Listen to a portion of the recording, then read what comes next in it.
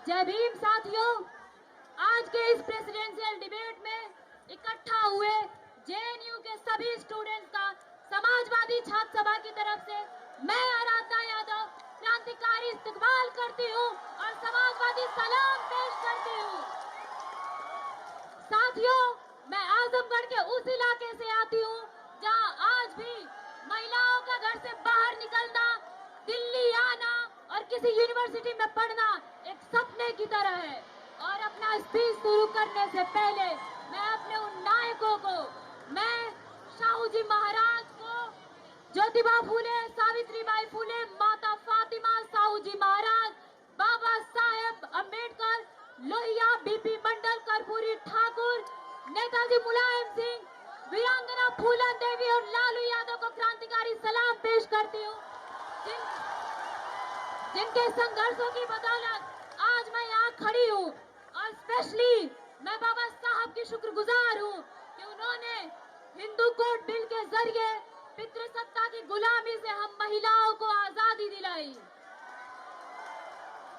साथियों, हमारे नेता राम मनोहर लोहिया कहा करते थे कि अगर कोई सामर्थ्यशाली देश किसी गुलाम देश का, किसी कमजोर देश का, किसी शोषित मुल्क का शोषण करता है तो मैं हमेशा उस शोषित मुल्क के पक्ष में खड़ा होऊंगा।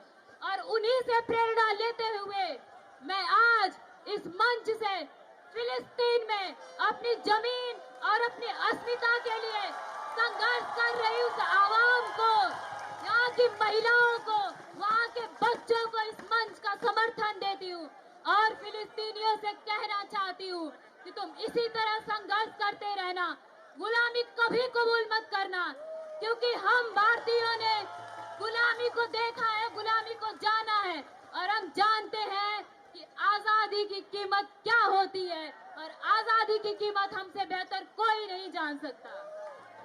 आज इस देश में, इसी दिल्ली में हमारा किसान, इस देश का किसान संघर्षरत है और जब वो अपनी खून पसीने की कमाई का दाम मांगता है तो ये सरकार उसके रास्ते में कीले बिछाती है, उसे गोलियों से लूलुआन करती है।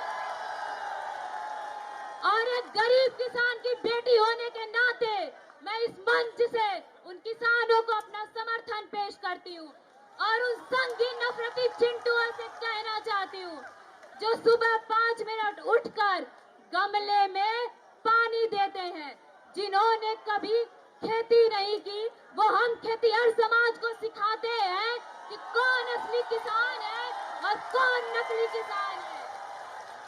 अरे जिनकी 7 पुश्तों ने हल की मूठ नहीं पकड़ी, वो क्या हमें बताएंगे कि कौन असली किसान है और कौन नकली किसान है। दोस्तों, आज मणिपुर के अंदर हमारी महिलाओं के साथ जो हैवानियत, जो बर्बरता की जा रही है वह नाकाबिले बर्दाश्त है। जिस तरह से गोलियों के दम पर, बंदूक के दम पर उनकी अस्मिता के साथ खिलवाड़ किया जा रहा है और हमारे देश का निकम्मा प्रधानमंत्री, व निकम्मा गृह मंत्री अपनी आंखों पर पट्टी बांधकर इलेक्टोरल बॉन्ड के जरिए डील करने में बिजी है। वो कहता है साथी कि तुम मुझे चंदा दो, मैं तुम्हें धंधा दूंगा, तो ये निकम्मापन नहीं चलेगा। मैं अपनी कैंपस की महिलाओं से कहना चाहती हूँ कि बीएचयू के अंदर जहाँ से मैंने ग्रेजुएशन किया है, इन्हीं संघी गुंडों ने, इन्हीं संघी रेपिस्टों ने, आईआईटी के इन संघी गुंडों ने उस आईआईटी की महिला का गैंगरेप किया था।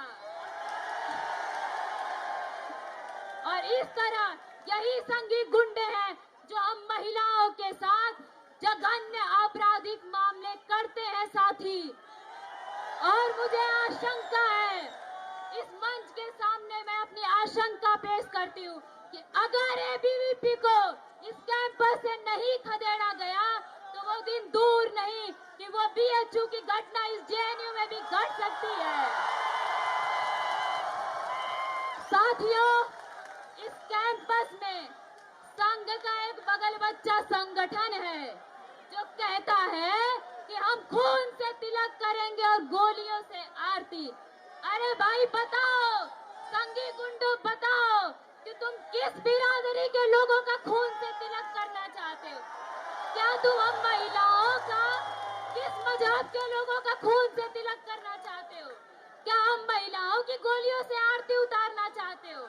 क्योंकि हम महिलाओं की बेखौफ आजादी, हमारा बेखौफ घूमना, हमारा बेखौफ चलना और बेखौफ इनके सामने आकर राजनीति करना इनके पेट से पचता नहीं है साथी, क्योंकि ये सामंती लोग हैं।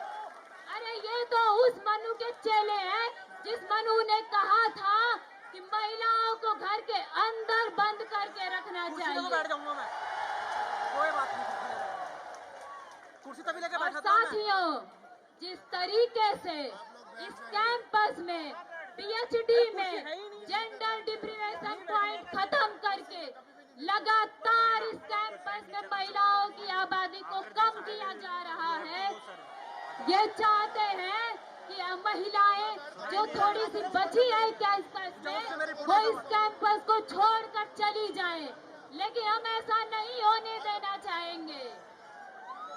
साथ ही हमारी पार्टी समाजवादी पार्टी महिलाओं को मांग को लेकर हमेशा मुखर रही है, और जब रिजर्वेशन बिल लाया गया हमारे नेताओं ने सवाल किया कि इसमें स्मृति ईरानी को तो जगह है, लेकिन भगवतिया देवी को जगह क्यों नहीं है, महाराजी देवी को जगह क्यों नहीं है, उस घास छीलने वाली महिला को जगह क्यों नहीं है, उस गोबर पाथने वाली महिला को जगह क्यों नहीं है। और जब उन महिलाओं को जगह नहीं होगी तो ऐसा कोई कानून, ऐसा कोई बिल हम पारित नहीं होने देंगे साथी। और हम जब भी ऐसा कोई कानून आएगा उसका पुरजोर विरोध करेंगे।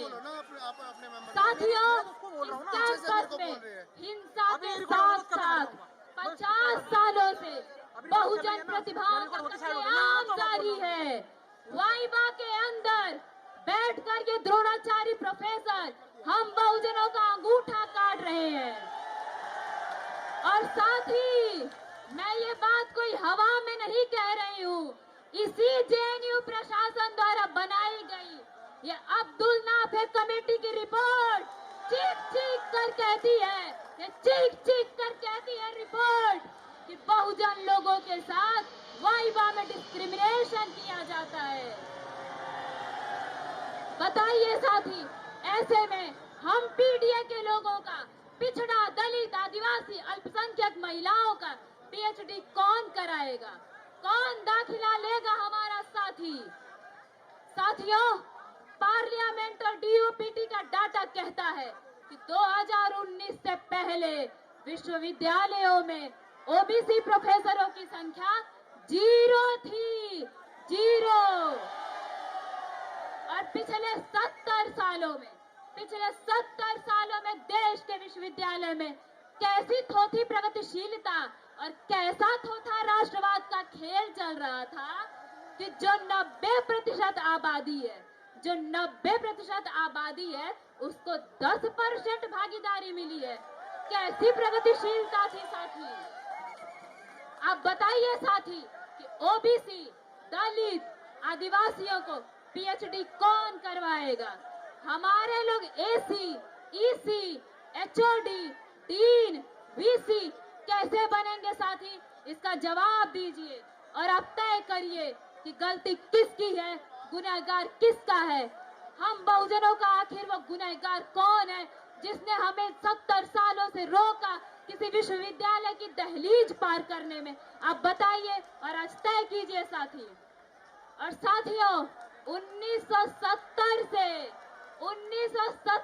यह कैंपस लाल था, और वो लाल का दावा करने वाले बताएं कि 2007 से 2016 तक इस कैंपस में ओबीसी, दलित, आदिवासियों को नॉट फाउंड सुटेबल क्यों किया गया था? साथ ही ये कहते थे कि बहुजन अवेलेबल ही नहीं है। अरे जब हम अवेलेबल हुए कहते थे कि बहुजन एलिजिबल ही नहीं है, जब पढ़ लिख कर हम एलिजिबल हुए तो ये कहते हैं कि बहुजन सुटेबल ही नहीं है। ये कैसा घिनौना मजाक कर रहे थे आप हमारे साथ, कैसी थोथी प्रगतिशीलता थी आपकी। अरे आप हर बार कपड़ा बदल के आते हैं, लेकिन अंदर से आप वही सामंती हैं जो बहुजनों का अंगूठा काटते हैं। आप वही द्रोणाचार्य हैं साथी, जो हमें एनएफएस कर देते हैं। और साथी, मैं जिस स्कूल से हूँ, जिस सेंटर से हूँ, सेंटर ऑफ इंडियन लैंग्वेजेस में अभी हाल ही में एक ओबीसी प्रोफेसर की सीट एनएफएस की गई है। और बड़े शर्म की बात है, बड़े शर्म की बात है साथी कि इंटरव्यू देने में जेएनयू का पीएचडी होल्डर शामिल था। बताइए कि जेएनयू का पीएचडी किया हुआ व्यक्ति जेएनयू में ही प्रोफेसर बनने के लिए सुटेबल नहीं है, तो वो एलिजिबिलिटी का क्राइटेरिया क्या है? क्या संघ में जाके लाठी बाजना एलिजिबिलिटी का क्राइटेरिया है? Speaker please address to the chair. साथियों, सबसे ज्यादा दयनीय स्थिति इस कैंपस में माइनॉरिटीज की है। सबने माइनॉरिटीज को वोट बैंक की तरह प्रयोग किया है, लेकिन किसी ने उनकी भागीदारी सुनिश्चित नहीं की है।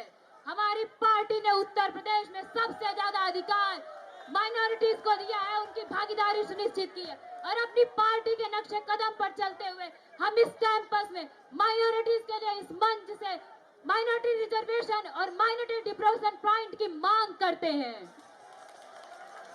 और जो साथी, जो ओबीसी साथी आज डिबेट को सुन रहे हैं, मैं उन्हें बता देना चाहती हूँ कि 2007 में जब मंडल 2 लागू हुआ तो मिनिस्ट्री ने Speaker, please OBC wind up your speech. Your time is over. Hostel बनाने के लिए Speaker, please wind up your speech. Your time is over. Speaker, please wind up your speech. Your time is over. Speaker, please wind up your speech. Your time is over. Speaker, please wind up your speech.